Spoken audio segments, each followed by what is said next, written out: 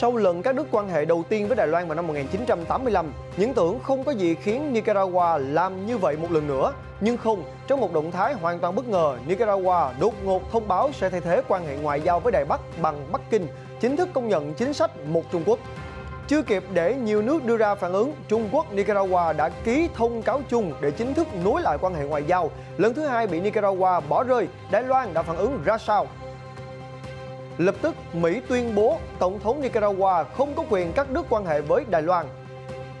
Tiếp tục khoét sâu thêm căng thẳng Mỹ-Trung, Trung Quốc cảnh báo sẽ tấn công quân đội Mỹ nếu viện trợ cho Đài Loan. Đồng thời tuyên bố mọi thứ vũ khí mà Mỹ đem vào Đài Loan đều sẽ bị Trung Quốc nghiền nát. Trung Quốc tiếp tục chỉ trích tòa án Duy Ngô Nhĩ đang tung tin dối trá. Trung Quốc kỷ niệm 20 năm gia nhập WTO, mọi việc sẽ chỉ dừng lại là một cột mốc quan trọng trong hành trình phát triển kinh tế của Trung Quốc. Nếu như nước này không liên tiếp giáng đòn trừng phạt kinh tế vào một quốc gia Baltic vì dám đụng vào lằn ranh đỏ Đài Loan, đó là nước nào? Các thông tin đáng chú ý khác, Tổng thống Pháp Emmanuel Macron chào mừng tân Thủ tướng Đức Olaf Scholz đến Paris để dự họp. Máy bay phản lực Nga đụng độ các máy bay của NATO trên Biển Đen. ICC tiếp tục điều tra tội ác chiến tranh của Taliban ở Afghanistan. Ấn bản đầu tiên của bộ truyện Harry Potter được bán với giá cao kỷ lục. Tất cả sẽ có trong FBNC Thế giới hôm nay. Chào quý vị, tôi là Quang Huy và quý vị đang cùng theo dõi FBNC Thế giới hôm nay. Thưa quý vị, vào thứ Sáu vừa qua, Trung Quốc và Nicaragua đã ký thông cáo chung tại thành phố Thiên Tân về việc nối lại quan hệ ngoại giao với nhau. Theo thông cáo, thì mục đích của việc nối lại quan hệ là vì mong muốn của nhân dân hai nước. Thông cáo có hiệu lực ngay từ ngày được ký.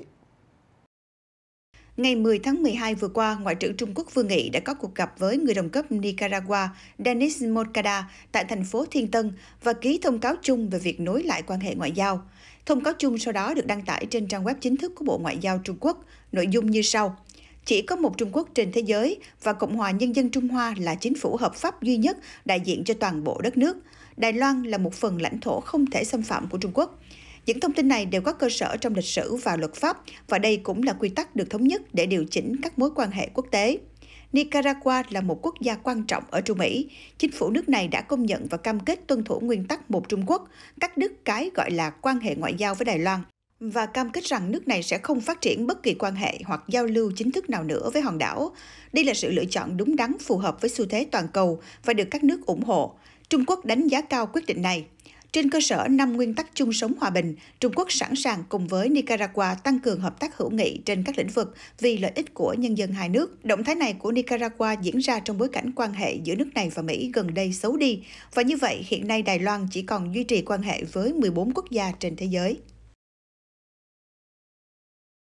Đáp lại, Bộ Ngoại giao Mỹ tố cáo cuộc bầu cử vào tháng 11 của Nicaragua là gian lận, do đó Tổng thống Nicaragua Daniel Ortega không có quyền đại diện cho người dân của mình và cũng không có quyền cắt đứt quan hệ ngoại giao đối với đối tác kiên định là Đài Loan.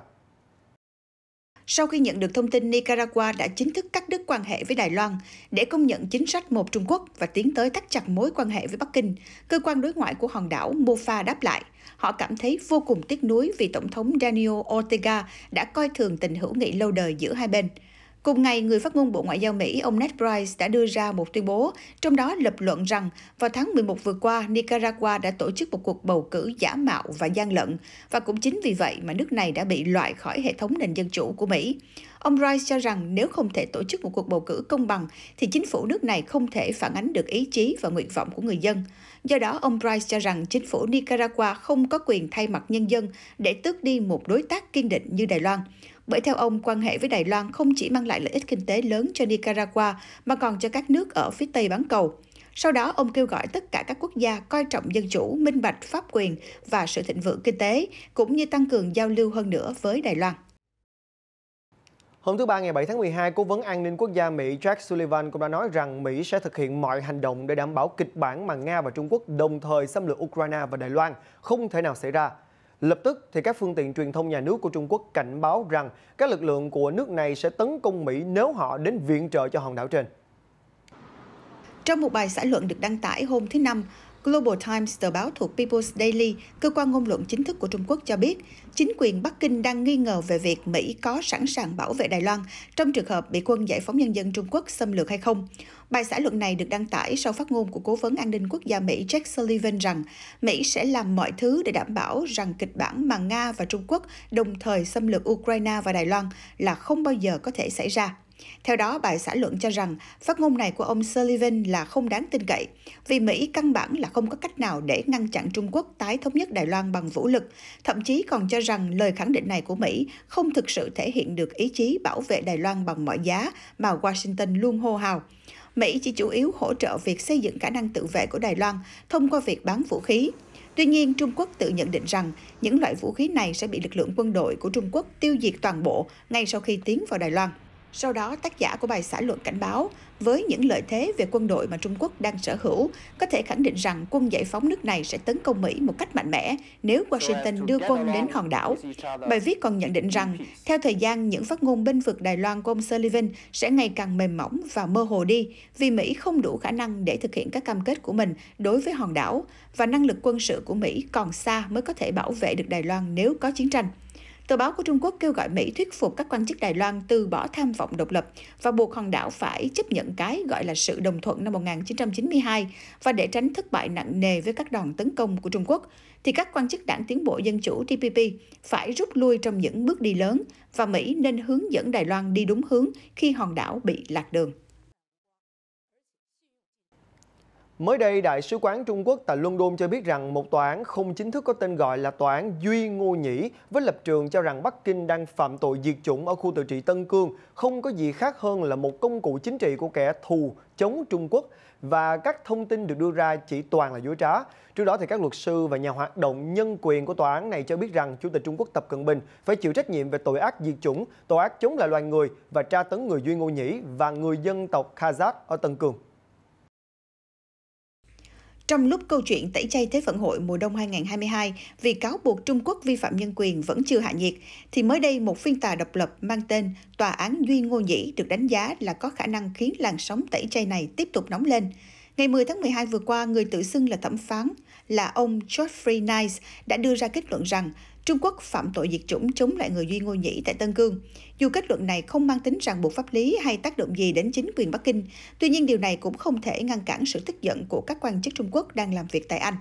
Không lâu sau khi nghe tin, các nhân viên của Đại sứ quán Trung Quốc tại London cho biết tòa án này chỉ là một công cụ chính trị mà những kẻ chống Trung Quốc cố tình tạo ra để tung tin dối trá.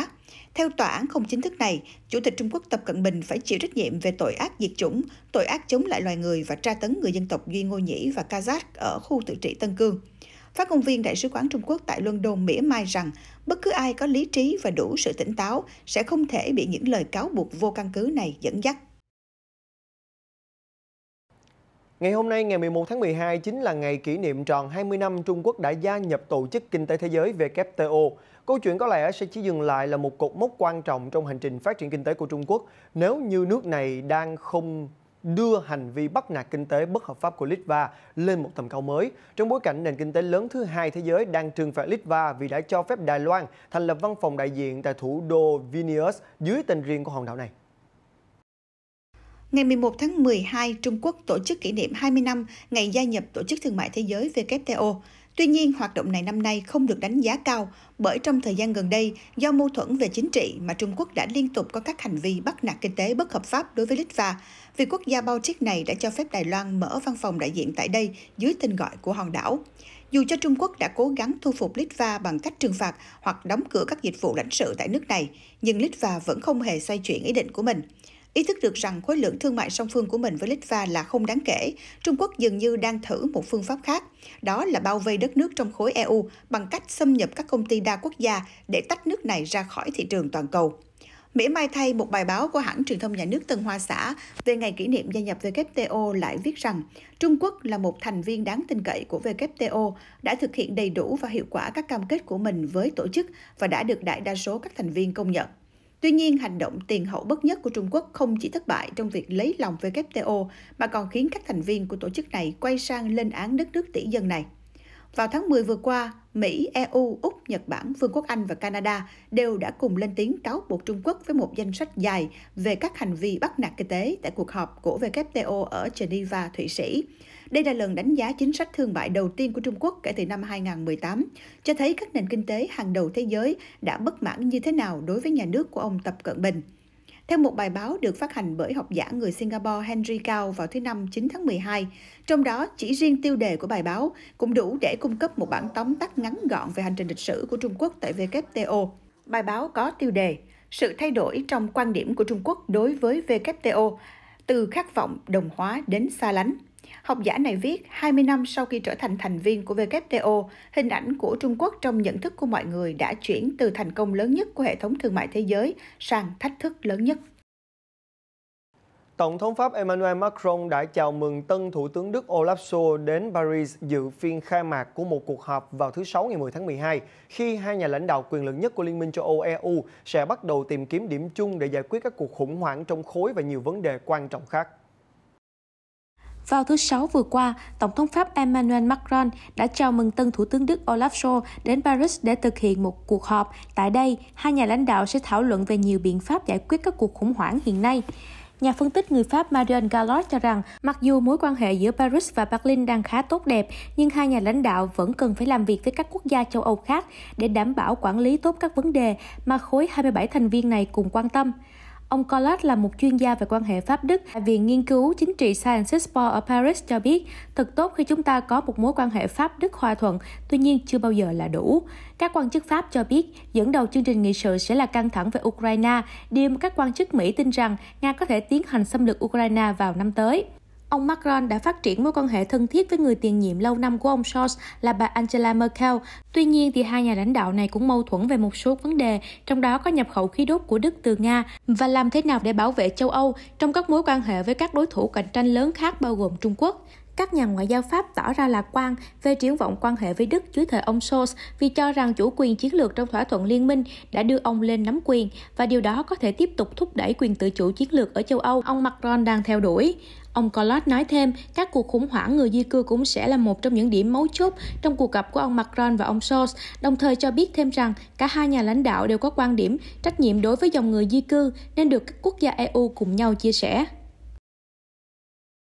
Trong một đoạn video được công bố vào ngày thứ Sáu ngày 10 tháng 12, Bộ Quốc phòng Nga cho biết các máy bay chiến đấu và tiếp nhiên liệu của Mỹ và Pháp đang áp sát biên giới của Nga trên Biển Đen, thì đối đầu với 3 máy bay quân sự Su-27 của nước này ngăn chặn không cho xâm nhập.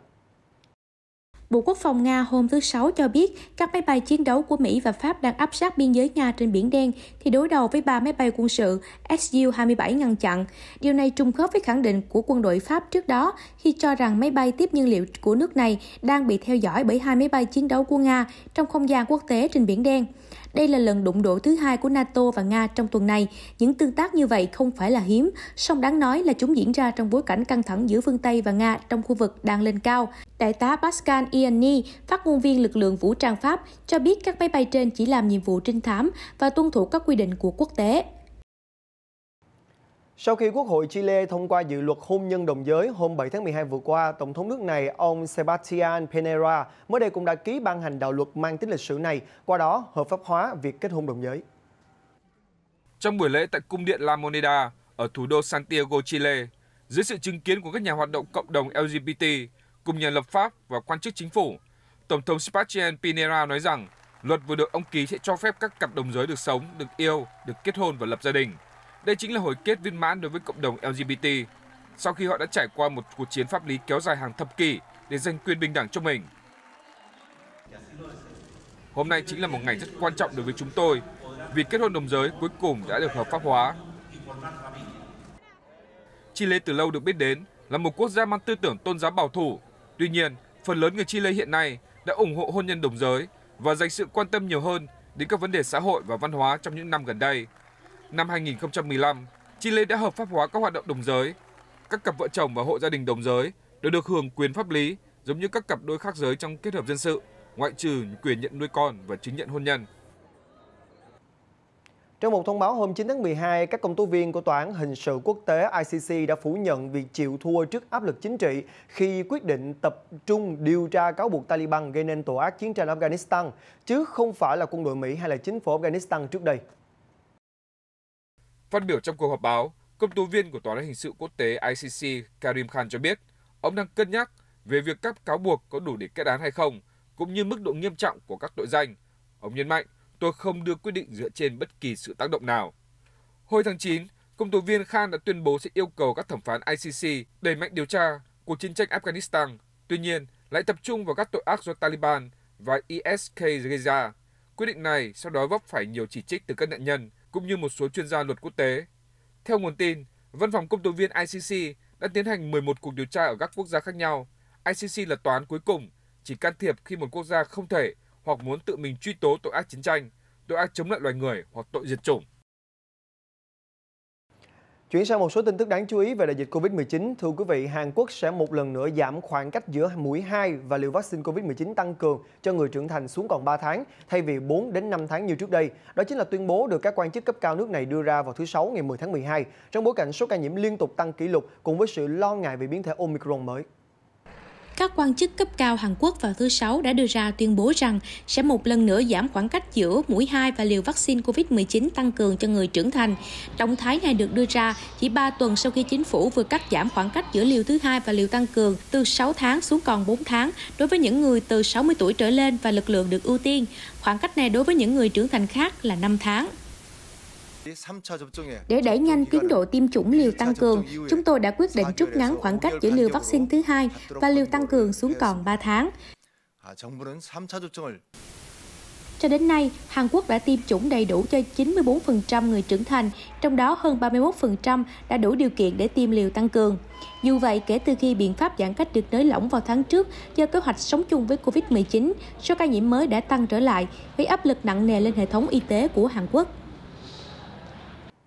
Trong cuộc họp báo vào hôm thứ Năm vừa qua, thì các quan chức của Tổ chức Y tế Thế giới WHO cho biết dựa theo dữ liệu nghiên cứu, các trường hợp nhiễm biến thể Omicron có vẻ ít khiến cho người bệnh trở nên nặng hơn, thể hiện qua tỷ lệ nhập viện thấp hơn so với biến thể Delta. Phát biểu tại một cuộc họp báo trực tuyến được tổ chức tại Brazzaville, Cộng hòa Congo, Giám đốc chương trình tiêm chủng và phát triển vaccine của WHO châu Phi Richard Mihigo cho biết biến thể Omicron đã xuất hiện ở 10 quốc gia ở châu Phi. Châu lục này hiện đang là nơi có nhiều ca nhiễm thuộc biến thể này nhất, chiếm hơn 46% trong tổng số 1.000 ca nhiễm trên toàn thế giới. Dù vậy, ông Mihigo cho biết các nghiên cứu sơ bộ cho thấy các trường hợp mắc COVID-19 do biến thể Omicron gây ra có thể không nghiêm trọng như những lo ngại trước đó. Dữ liệu về các ca nhập viện trên toàn Nam Phi từ ngày 14 tháng 11 đến ngày 4 tháng 12 cho thấy chỉ có 6,3% số bệnh nhân phải được chuyển vào các khu chăm sóc tích cực. Tỷ lệ này là rất thấp nếu so với đỉnh dịch hồi tháng 7 năm nay gây ra bởi biến thể Delta. Ông Mihingo cũng cho biết thêm rằng các nhà nghiên cứu đang thực hiện các thí nghiệm để xem liệu biến thể này có khả năng lây nhiễm cao hơn hay không, có thể làm suy yếu kháng thể của vaccine và làm ảnh hưởng đến các phương pháp điều trị hiện có hay không. Marco Cavallari thuộc Cơ quan Dược phẩm châu Âu vào hôm thứ Năm vừa qua cũng đưa ra nhận định tương tự rằng các trường hợp nhiễm biến thể Omicron cho đến nay hầu hết đều là nhẹ. Tuy nhiên, ông Cavallari cũng cho biết rằng cần thêm dữ liệu để xác định Omicron có thay thế biến thể Delta để trở thành biến thể dễ lây nhiễm nhất ở châu Âu hay không. Đồng thời thì các dữ liệu hiện tại cũng không thể cho biết liệu khả năng gây bệnh của biến thể này có khác với tất cả các biến thể đã được phát hiện cho tới nay hay không. Ông Cavallari cũng nói thêm rằng đến nay thì vaccine vẫn có hiệu quả trong việc giảm số ca bệnh trở nặng và tử vong, đồng thời kêu gọi mọi người hãy tiếp tục tiêm liều tăng cường. Hãy cùng đến với những thông tin đáng chú ý tiếp theo. Quý vị thân mến, tỷ phú Nhật Bản Yusaku Maezawa hôm thứ Năm ngày 9 tháng 12 đã đăng bức ảnh đầu tiên của mình từ không gian lên mạng xã hội, một ngày sau khi khởi động chuyến du hành lên trạm vũ trụ quốc tế ISS. Tỷ phú Nhật Bản Yusaku Maezawa vừa qua đã đăng một bức ảnh trong không gian sau khi ông khởi động chuyến du hành lên trạm vũ trụ quốc tế ISS. Chuyến đi này được ông trùm thời trang Nhật Bản 46 tuổi coi là một bước chuẩn bị cho chuyến đi vòng quanh mặt trăng với SpaceX của tỷ phú Elon Musk vào năm 2023. Trong bài đăng, ông Maezawa được nhìn thấy đang lơ lửng bên trong trạm vũ trụ quốc tế với tựa đề bức ảnh được ông đặt là "Xin chào từ không gian". Bức ảnh ngoài không gian có vẻ như mới chỉ là bước đầu trong việc ghi lại trải nghiệm của tỷ phú người Nhật khi ông Maezawa cho biết có dự định đăng tải các cảnh quay về chuyến bay của mình lên kênh YouTube cá nhân có hơn 840.000 người đăng ký. Ông cũng kêu gọi fan của mình cung cấp 100 ý tưởng về những việc có thể làm trong không gian. Đối với những người dân của làng Kurak Kobokan trên đảo Java của Indonesia thì những gì còn lại sau vụ phun trào núi lửa Semeru thảm khốc chỉ còn là đau thương, mất mát, là khung cảnh tan hoang của nơi đã từng có những mái nhà san sát. Thế nhưng thảm họa qua đi không chỉ để lại sự nghiệt ngã mà còn có một dấu hỏi lớn về hiệu quả của hệ thống cảnh báo thiên tai của Indonesia. Trong một trung tâm sơ tán, người phụ nữ 35 tuổi tên là Mina dường như vẫn chưa thể chấp nhận được thực tại. Thảm họa núi lửa đã lấy đi tính mạng của chị họ Rumini và dì của cô khi họ bị mái nhà của căn bếp chôn vùi.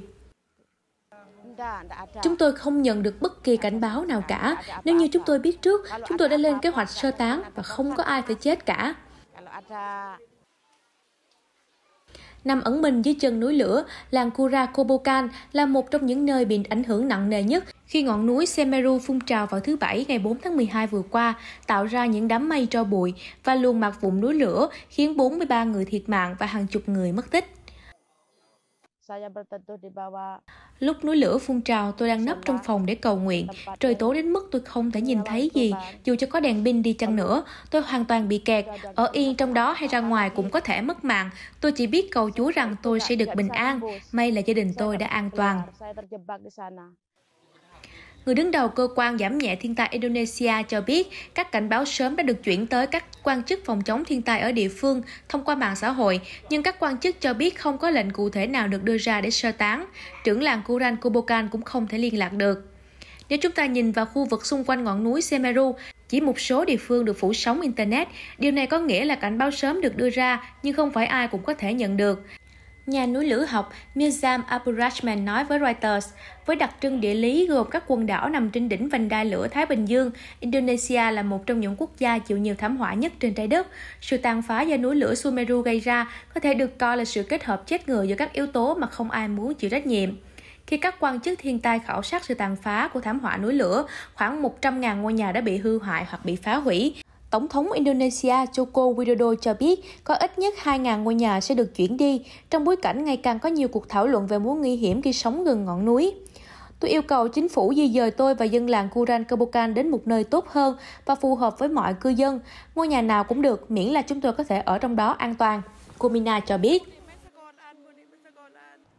Thưa quý vị, kỷ lục cho mức giá cao nhất đối với một cuốn tiểu thuyết thuộc thế kỷ 20 đã thuộc về ấn bản Harry Potter và hòn đá phù thủy năm 1997, được in bằng bìa cứng của Anh với hình minh họa màu trên bìa, khi mà ấn bản này đã được bán đấu giá với con số kỷ lục 471.000 đô la Mỹ. Và theo Heritage Auctions, chỉ có 500 cuốn tương tự ấn bản này được phát hành và được giới sưu tầm săn đón vì vẻ kỳ diệu, vô cùng tươi sáng và gần như rất nguyên sơ của chúng.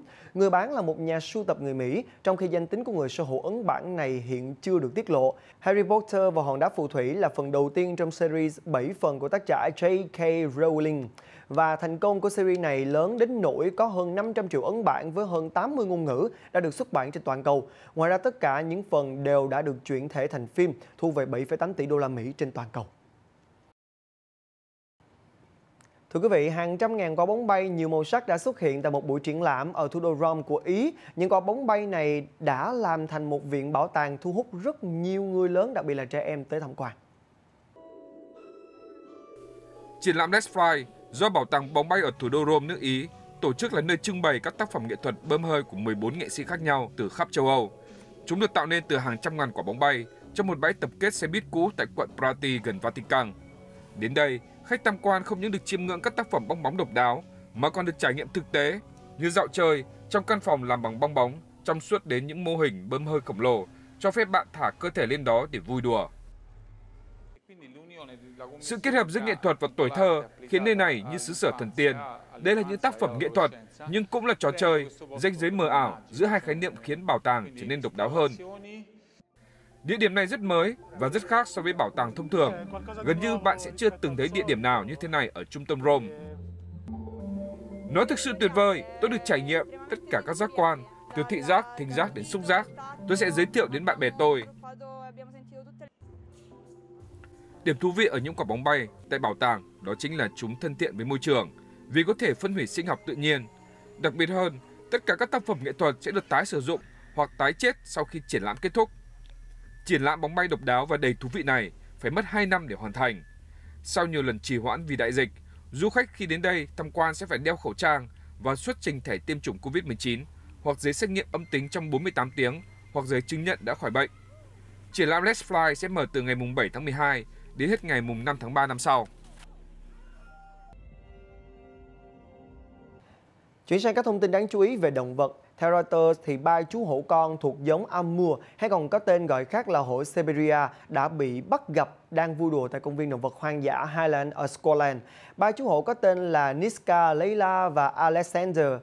Hiệp hội Động vật học Hoàng gia Scotland RGSS cho biết rằng những chú hổ con này được sinh ra bởi mẹ là Dominica và bố là Bozeman vào ngày 18 tháng 5. Hổ Amur được Liên minh Bảo tồn Thiên nhiên Quốc tế IUCN xếp vào danh sách có nguy cơ tuyệt chủng. Loài hổ này sinh sống chủ yếu ở vùng núi Sikot Alin ở phía tây nam của tỉnh Primorsky Krai của vùng viễn Đông Nga. Trong quá khứ thì loài hổ này từng phân bổ khắp bán đảo Triều Tiên, Đông Bắc Trung Quốc, viễn Đông của Nga và phía Đông Mông Cổ. Vào năm 2005 chỉ còn khoảng 331 tới 393 cá thể hổ Siberia trưởng thành và chưa trưởng thành ở khu vực này, với cá thể trưởng thành là khoảng 250 con.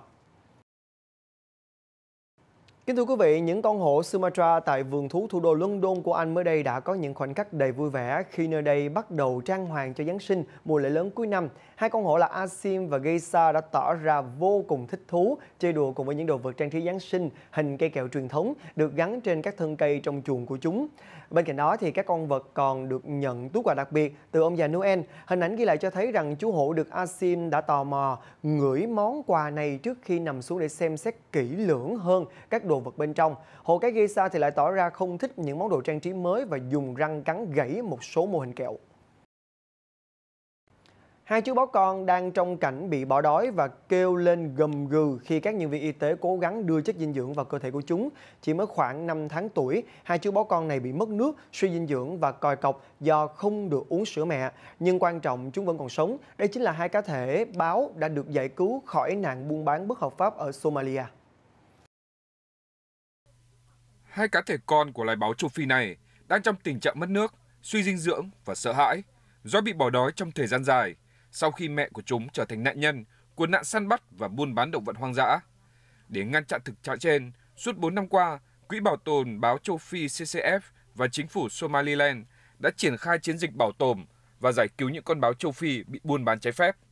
Theo tiến sĩ Laurie Marker, người đứng đầu CFF, nạn săn bắt báo châu Phi là để phục vụ nhu cầu sở hữu thú nuôi quý hiếm của giới thượng lưu Trung Đông. Bên cạnh đó, bà cho biết tình trạng hạn hán kéo dài do hiện tượng nóng lên toàn cầu cũng đang là mối đe dọa đến sự sinh trưởng của loài báo châu Phi. Dữ liệu từ Liên minh Bảo tồn Thiên nhiên Quốc tế cho thấy hiện chỉ còn 6.700 con báo châu Phi trưởng thành trong môi trường tự nhiên và con số này đang tiếp tục giảm. Bộ trưởng Môi trường Somaliland Shukri Ismail Haki cho biết họ đang có kế hoạch mở một công viên quốc gia nơi có thể đảm bảo an toàn cho những con báo châu Phi. Tuy nhiên, kế hoạch này đang gặp khó khăn trong việc kêu gọi đầu tư do hầu hết tổ chức biên giới không công nhận khu vực ly khai này là quốc gia độc lập với Somali. Và những thông tin vừa rồi cũng đã khép lại FBNC Thế giới hôm nay. Con Huy cảm ơn quý vị đã quan tâm theo dõi. Xin chào và hẹn gặp lại.